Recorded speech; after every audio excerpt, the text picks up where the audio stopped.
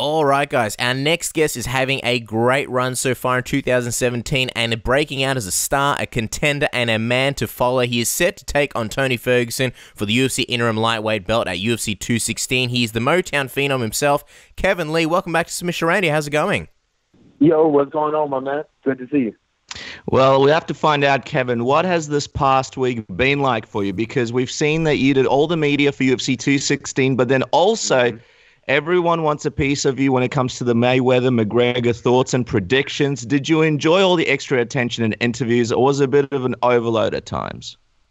Yeah, I mean, it got kind of annoying at times, especially when so many people want to talk about the whole Mayweather-McGregor fight. And it's just, you know, the fight alone is it was a bunch of bullshit to begin with. We all knew that, you know, it was a spectacle. So, you know, to me, it kind of kept irritating me too, because people who didn't know anything about fighting, you know, wanted to talk to me about it, and it just was too much, you know. So I kind of got a little irritated with a couple of them that kind of went off on them because they don't even understand, you know. It was a spectacle fight.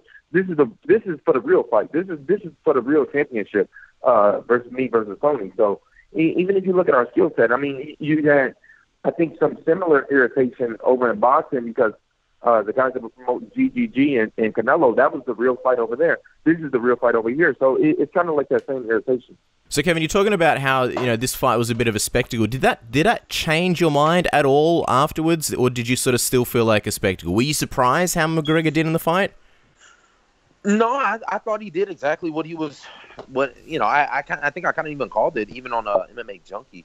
But I thought he did what he was supposed to do. You know, it's just a different sport. And it's hard to jump up to a 12-round championship level fight like that with a guy as smart and as experienced as Mayweather. Like, it was nothing that he could really do to bridge that gap. I honestly would have felt like he would have done better with somebody like Canelo or Triple G, where they don't have that same level of experience that Mayweather has. But as far as like the actual fight itself, like I thought it went, you know, just how, you know, I thought Floyd had his way with him, just how he wanted. And yeah, there's some skeptics of the fight that say that Mayweather kind of let McGregor have a few rounds, or let him land a few shots, so that, you know, the fight goes. I don't necessarily think that he let him do anything. I don't think of course he didn't let him do anything. Nobody let someone punch him in the head. You know what I mean? Like, it's fucking ridiculous. But Mayweather is that championship level fighter. Also, in boxing, they have a lot more rounds than we have in MMA. So he knows he can give up like the first 3 rounds and still come back and dominate the last 9. You know, in MMA, everything is so focused on the finish, you know, on okay, I want to be a finisher, I got to get the finish now, you know, or you know, you win a boring decision and people say, oh, you know. So a lot of people, including Conor, I think he looks for those finishes, he looks for those knockouts, and I think Mayweather just let him blow his wad, and that's the smarter. You know, that's a smarter fighter. He's going to do what he needs to win, not necessarily what he, you know, needs to just win to beat the guy up, if that makes sense. And just wondering, you know, in terms of Conor, as someone like yourself who may be facing him in the future, what did you think of his cardio and sort of with him being so open about having those patches in fights where he gets tired? Do you see that as a big hole for you or any future opponent to beat him? Yeah, I mean, let's be honest. The man got walked down by a 40-year-old dude that weighs 150 pounds. You know, I've stood next to Floyd Mayweather. He's my little brother size, and he's a 125 pounder. You know, he's. I mean, he got backed up. He allowed. I thought before the fight that it was going to be McGregor that was doing the stance switches and, you know, being able to fight out of both stands. And it turns out like the man can't fight as well from orthodox as he says he can. Because it was Mayweather that was the one that was switching stances on him and hitting him with the southpaw jabs and straight lefts. You know, it was Mayweather that mixed it up a little bit more. I guess that kind of surprised me even more. So, as far as his cardio, I mean, wrestling is the most tiring thing it is, and he's in there getting tired against a man that weighs 150 pounds. I'm a 185 pound, you know, behemoth. He talking about he a gorilla. Ain't no gorillas in Ireland. It's nothing but sheep and fluffy grass. Like, I'm a real 185 pound gorilla. If you know, once I get my hands on him, it's just gonna wear him down. I'm so used to. I've been wrestling for so many years and for so long. It's no way that he's going to be able to keep that pace. He got tired just throwing punches, and the man started out as an amateur boxer. I would never never see me in a wrestling match tired. It's just what I do. So I mean, it's just a different set of lungs. Mm-hmm. All right. Well, let's put Mayweather McGregor in the rearview mirror and focus all our attention on you. But by the way, before we even talk about this fight between you and Tony Ferguson, we saw you rocking an all pink Adidas suit for the media day on Instagram. You even put up the quote from Next Friday, which is a movie I love, by the way, and Dennis as well, where Pinky said, "I almost spilled my yak on this $200 suit." What's the story with the suit, Kevin? How did you choose it, and why all pink? I mean, for one, it was salmon. Let's throw that out there. Okay, salmon, not pink. We'll go with salmon. But I mean, I just would like to wear. People think I just like wearing fly shit every now and again. Like I like looking fly. Like I usually will wear something like that, like around to I'll just go to the movies or go to the club or something. I might wear something. It's not necessarily a thing. I mean, if I get an Adidas deal about this, hey, look, holla at your boy. Like, just let them know my numbers because we can make some business happen. I seen Reebok; they already been sending me a bunch load of shit, but they ain't sending me no money yet. So I ain't saying no good stuff on Reebok yet. Yeah. Don't expect any money from Reebok anytime soon, Kevin. No, just kidding. I'm sure it'll come eventually. But let's quickly talk about how this fight came together, because a lot of people thought, Tony was possibly going to fight Khabib next. Not that many people saw that you were going to be the next guy in the title picture. Take us behind the scenes as to how this fight came together. Were there any other fights proposed during this time? And how did it all to where it is now? I mean, fans think that because fans are stupid. Most fans are stupid. They don't really follow the sport that well. They just kind of, it's just to be honest. I think 5 million people or something watch the Floyd and McGregor, and they just don't know about fighting. They're stupid. You might have 100,000 out of them that actually know about fighting. So I can give a fuck what a fan think. I'm definitely the next guy in line. There was no one. I mean, who else are you gonna point to and say they're next? Nate don't want to fight nobody. Edson's already out and hurt. Eddie and Justin are gonna beat themselves into retirement. They're not really championship level fighters either. You can't really build much off of them. I mean, they ain't gonna be around too long with taking the kind of damage that they take. So I think the UFC is a brilliant promoter. They know what they're doing. They know the future when they see it, and they saw it. I'm just wondering, because the original rumors were that McGregor was going to return to lightweight at the end of the year. Why do you think the UFC decided to sort of make this fight against Tony for the interim belt? Again, the UFC is they're a brilliant promoter. They know what they're doing. I'm gonna take out Tony. I'm gonna come back in Detroit, take out Khabib. I think the UFC knows that Conor ain't coming back by the end of the year. I think that would be a little. It would be a little unnecessary too of him, unless he wants to come back and we unify the titles. Like I'm all good for that. Like so. I kind of already had my year set forth. I said that in January. I said I'll go from unranked unknown to a number one contender. And I'm going to surpass that. I'm going to be the undisputed champion. Mm-hmm. And what's the latest on you guys main eventing the card? Has the UFC told you guys that you're 100% the main event? Is it still up in the air? Where are we at with that? Yeah, from what I've heard, that we're already the main event. And it makes the perfect sense. I think it's the most marketable fight, one of the most marketable fights in the UFC right now. Especially when you consider this whole Mayweather-McGregor thing, because this will be, make no mistake, like people are throwing around Nate Diaz and people are trying to say that he's going to come back and fight Khabib. Like, no, this is for the next challenger. It just is. There's no other logical choice, especially once October 7th comes around. The buzz around this fight alone is going to be enough to push the next person up above Nate or Khabib or whoever people think that he's going to come back and fight. It's ridiculous. So I think it has all the makings of a main event, and I think they saw that, and that's what they're going to rock with. And that's a great story for you, especially in 2017. The Chiesa matchup and the way you guys went at the press conference got everybody excited and sort of put you on the map. Then you get the win, and now here you are main eventing. It's not even a fight night. It's not a big Fox card. It's a pay-per-view. Do you feel pressure to sort of main event the pay-per-view, or do you sort of relish that opportunity? Well, not even that. I had a fight in March against one of the toughest guys in the division. 3-time world kickboxer champion. And people underestimate that kind of experience like that. On top of having more MMA fights than me, it was one of my hardest fights, and I've shown that I was able to come back from adversity and still crush a guy that can beat a lot of the top guys in the world. in March down in Brazil, away from home, with all the fans against me. So I think that fight more so than even the Chiesa fight is what I really take away from it is, that's one of those experiences that you just can't make up for in the gym. So as far as like the year itself, like it went exactly according to plan, how I knew it would. And, I'm just one of the very many that have, last year was Cody Garbrandt's year. The year before that, John Jones did it. And this is my year, and it's no different. It's like Ocean's 11. Everything is going to plan. Let's talk about this new contract for the fight. You told MMA Junkie that you're happy with the contract, but you went back and forth with the UFC. What was the initial sticking point in the contract that made you guys sort of do the back and forth? Yeah, I mean, I'm happy with it. I ain't gonna, I ain't gonna hold you up. I'm happy with it. The initial was, they didn't want to give me. I mean, look, I'll just say this. I'm happy. Look, at the end of the day, they came with a number, and I was like, okay, that's what I've been talking about. Like, let's go. That's all I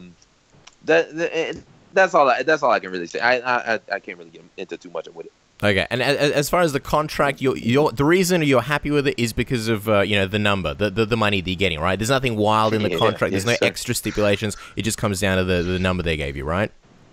Oh no, I mean that's what it is. But you damn sure right. I got a Conor McGregor clause in there, so I'm even happier with that. You what? Do you have a Conor McGregor clause? I mean, I ain't gonna look. I can't give away all the details. What's the Conor McGregor clause? Sounds like an interesting clause. Better than Santa Claus. You can't torture us like this. Give us something.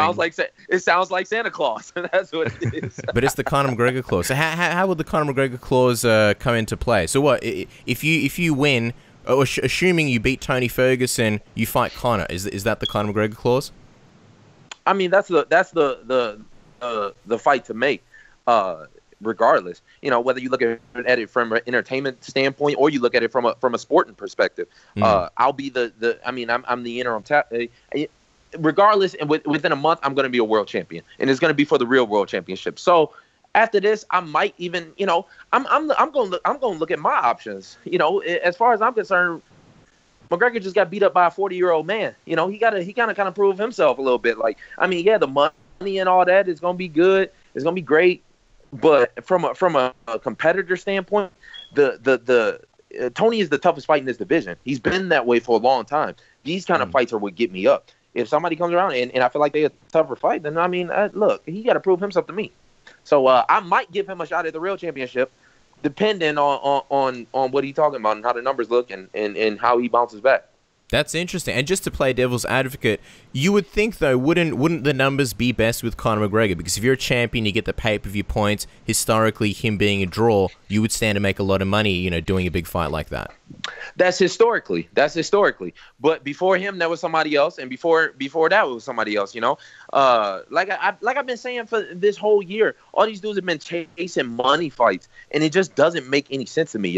This is regardless. I mean, look, I'm going in there with a tough ass fucking Mexican that's gonna be looking to take my head off. With an iron jaw, and he's got an endless gas tank. So he's the toughest fight. To me, that's what gets me up more. As far as like the money gonna look, it might be different, but it ain't gonna be that different versus Conor. I mean, you talking about extra what 200-300 G's? Like, I mean, it ain't gonna be. Look, I'm making millions versus whoever. If I end up fighting Khabib after this, I'm still gonna make millions. So, I mean, look, it's only gonna build. Like the smarter guy. I mean, patience is a virtue. You know what I'm saying? So I ain't been chasing after nobody. These motherfuckers is chasing after me. I tell you that. I tell you, Conor McGregor has been a fan of mine for a long time, and he's been watching my filming. He's been studying me because he's trying to get ahead of the next generation the same way that I'm trying to get ahead of the next generation, these 21-year-old kids that are coming up. So, I ain't really chasing him. And the bottom line, he'll come back. He'll chase me. He'll chase me before he chase, I mean, if he want the easy fights. That's just what it is. The luck of the Irish is a motherfucker because he keeps getting them. So he might come back and fight somebody like Khabib, who hasn't beat anybody in the top 10 and has only fought Michael Johnson and somebody who made the UFC debut in the last 4 years.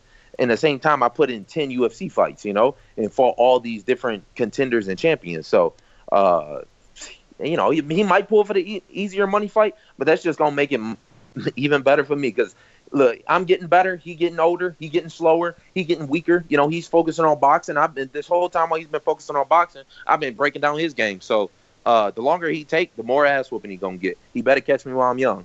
Mm-hmm. And, you know, we see that he's no longer the featherweight champion. If he does come back and, like, fight Nate Diaz in December or something like that, do you believe that's the point where he gets stripped of his lightweight title as well? No, I think he should hold. I mean, no, I wouldn't even call for it. I wouldn't object to it. As far as I'm concerned, I'll be the undisputed champion. So I really could, you know, give a damn what they consider his baby boy title. You know, he did his thing down there, and like I said, he had a hell of a luck of a draw in getting to fight Eddie in his first fight. So, you know, hey, how can I hate? No hating from Kevin Lee. Let's talk about this Tony fight, because obviously you guys had that infamous Fox post-show moment, and he said basically that you needed to work harder to be on this level. How do you feel now, sort of, that you have that opportunity to come down and show that you are on his level, if not better? Is that motivation for you? I'm going to show him on October 7th. I tell you that. I mean, of course he's going to try and downplay me. You know, that's a smarter move to make. I didn't take Tony as a smart man, but I will give it to him. Like, that was a smart move. You know, if I was one of these other, you know, bitch fighters, I probably would have gave into it. But, you know, me and Tony, we both know the deal. Tony knows the deal. If you know, he can play it up as much as he wants to, and if he don't, well then I'm gonna have an easy payday on October 7th. But as far as, like, he know the deal. You know, we went to the same college together. You know what I mean? So he been knowing this. It's been coming for a long time. So it was just a matter of time before we ended up competing against each other. You know what I mean? So he been knowing it. He been running away from it for a while too. We knew about the fight August 1st, and he was still trying to go back and forth with Khabib on Instagram like a week later. You know what I mean? We knew about the fight before anybody did. I've been started training camp for it. So you know, he gonna try and avoid it the same way that Conor gonna try and avoid it. You know, you see none of these dudes put my name and name off. They talk a lot of shit about everybody else, but none of these even Chiesa. Chiesa said a lot of things about that stoppage, but one thing you didn't hear from him is that he wanted to do it again. I'm curious, because he said you guys went to the same college. Did you actually know each other in college? Do you have any stories from back in your college days, or any interactions or stories that you heard about Tony? He came out a year before I went in. You know, he's got me by a few years. He wrestled all 4 years there. I wrestled 2 years there, and then I went on into pro MMA. So I mean, but look, he would always come back. Come on. Look, Tony's a fucking weirdo, and so I don't really hang out. I never hung out with him. You know, when you talk to the man, you'll know what I'm talking about. So I ain't never really had many interactions with him. I kind of, you know, I would see him around and I keep it pushing because the man's just a fucking weirdo, but he still know the deal. I'm wondering what you mean by in terms of weirdo, and also whenever you guys are around each other, it gets pretty intense, it gets a little bit heated. Is there a general sort of dislike towards him, or is it just a competitive rivalry between you guys? I mean, it's both now. You know, he made it personal by walking up on me at International Fight Week. You know, and it just ain't gonna be no disrespect without no retaliation from me. I'm just gonna, you know, if he doing shit like that, I'm gonna give it back to him. Like, so it's, I guess you could say it's a mixture of both. I mean, I just told the man straight up like it is. His analyst skills are terrible. So I mean, the man, he not that bright. We went to the same college. I think ain't that smart. So you know that. Yeah, well, you guys shared a heated face-off on Media Day where the two of you went back and forth. Did you take anything away from that face-off, and what did you see in his eyes? Yeah, hesitation. That's what I saw. I saw straight through those little cheap $10 glasses that he liked to wear with the headphones. You know, hesitation. I saw him. Look, I saw it. We saw it. He know. So we'll see October 7th. I'm just wondering because it was a funny face-off. You guys were sort of talking, and then you walked away sort of fairly early while Tony was mid-sentence. Why was that? Were you just sick of listening to him, or what happened there? Oh boy, he said he said something like you know, talking ain't gonna save you. I said, all right, we ain't gotta talk. I smoothed away, and you seen who was still talking, because look, it wasn't nothing left said. I mean, the only thing left said was for us to look. If he's saying there ain't no more talk, I take a man for his word. The same way that Mike Chiesa, when he stood up and he said I'm gonna slap the shit out of you, I take the man for his word. So if it ain't no more talk, it ain't no more talk. So I mean, he kept talking, so I'm gonna keep talking back, but at the end of the day, look, I don't need to talk, and I'm gonna fuck them up on October 7th. So that's all it was. Jim Edwards put out an article in MMA Uno where Tony Ferguson said that he believes he's going to finish the fight with you with a Das choke. Have you seen that comment, and what are your thoughts on that? I mean, he tried and finish everybody with that weak-ass dark choke. I mean, apparently the man believes in it, but he ain't never faced nobody like me. He's never faced a wrestler like me. He's never faced somebody with the movement that I've had, especially that weak-ass dark choke. And look, he's going to go for that darts. I'm going to pick him up over my head, and I'm going to rampage his ass. Just take us through that matchup. Obviously, Tony's a good boxer. He's got a lot of good wrestling skills as well. He's got submissions. You seem very unfazed. What do you think your biggest advantages are? And do you think there's anything that he brings to the table that is, I guess, a concern or a challenge for you? Yeah, I mean, Tony's a tough motherfucker. I will give him that. He is hands down the toughest guy in this division and the toughest fight. You ask anybody else in this division, they don't want to fight Tony. He's weird. He's awkward. He's very hard to time. He does a lot of these strange, rolls and spins. And, it's so hard for me to even set up a training camp around a guy like that because I can't, there's nobody that moves like that and does it good. People move like that and I beat the fuck out of them. So I'm going to do the same thing I'm going to do the same thing to Tony, but it's weird. He makes it very effective. So I think that's what kind of gets me up most about this fight, even more so than main event, blah blah blah, title, blah, a little bit more money, but it's also the challenge. This man he can fight, and like I said, he takes a hell of a chin. He's got an endless gas tank, and he doesn't break mentally too. That's what kind of got me up about the Chiesa fight too. I knew Chiesa wouldn't break mentally, and you even saw that in the fight.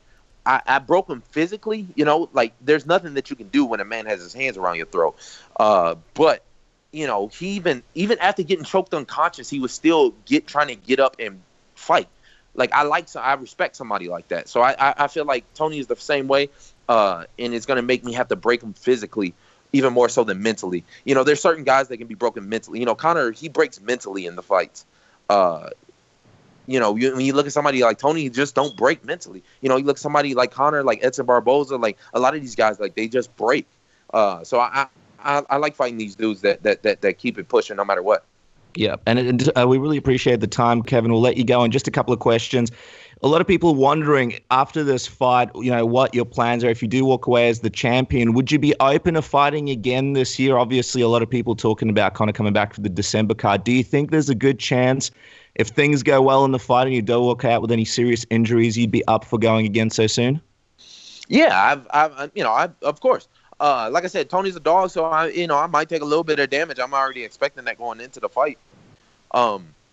So we'll see after. But I think my perfect scenario would be, after I whoop up on Tony, I take out Khabib too in December 2nd and the UFC Detroit card. They still don't have a headliner for that bad boy. So look, if I won't own it, I'm on it.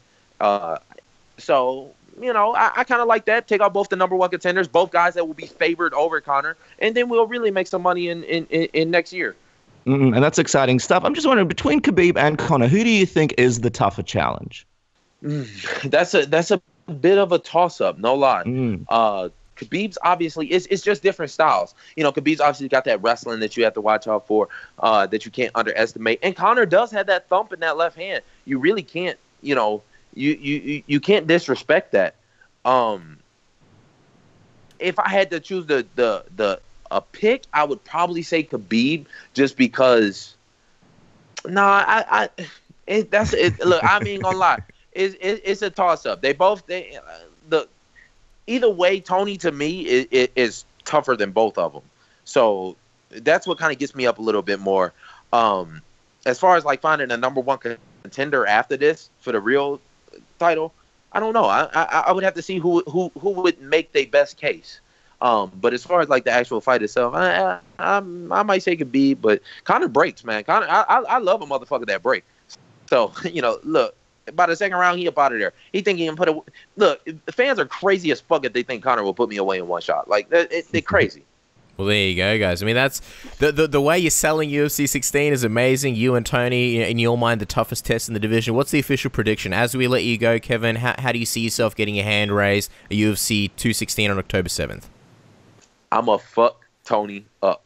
I might even show out on the man a little bit. You know, apparently the fans don't really know my skill like that. You know, they only see me fight Chiesa, and the man got up out of there in one round. I didn't even plan on taking Chiesa to the ground. So... You know, look, I'm going to fuck Tony up. I didn't even use my A game versus Chiesa, so I might go out there. I might show off my A game a little bit and not even try and put this man away. Well, it's exciting times, Kevin Lee. And also, it's your birthday in a few days on September 4th. I know you're knee-deep into camp and, you know, big times coming up, but what's the plans? Are you still planning a 25th birthday celebration? Like I said, I just got off the phone. You know, I'm purchasing a house now, so I guess that'll be kind of a little birthday gift to my goddamn self. But you know, I started up a hashtag 25 to life before the Chiesa fight, and that means I'm going to be a world champion at 25. So look, the best birthday present ever will be October 7th. Wow, there you go. That's amazing. Guys, make sure to follow him on Twitter and Instagram at Motown Phenom. And what people don't know, what you said before this interview, was that you actually already bought your parents a house, and now you're buying your own house. 25 years old. Not even 25 years old, you've already got your own house. Suffice to say, we're super jealous, but we're excited. You versus Tony Ferguson, interim lightweight belt, UFC 216 October 7th in Las Vegas T-Mobile Arena. And, of course, it'll be October 8th here in Australia due to the time difference. Kevin, we can chat to you all day, but we've been greedy, so we'll let you go. Get out of your hair. Thank you so much for your time. We appreciate it. My man, appreciate it.